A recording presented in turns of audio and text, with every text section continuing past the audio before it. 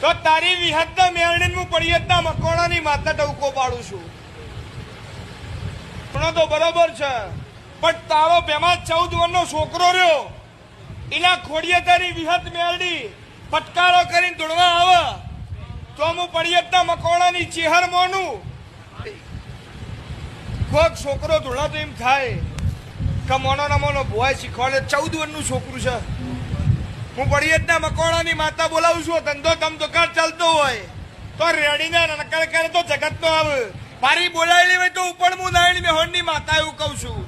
અને વિહતના મેરડી હોય તો છોકરાના ખોડીએ ધોળવાય. અને જો જોડે બેરે તારું પૂરું ના કરાવું તો મારું નાયણી મેહોણની માતા. અરે રાતો અંધારી ચહેરનો વાહક આવ્યો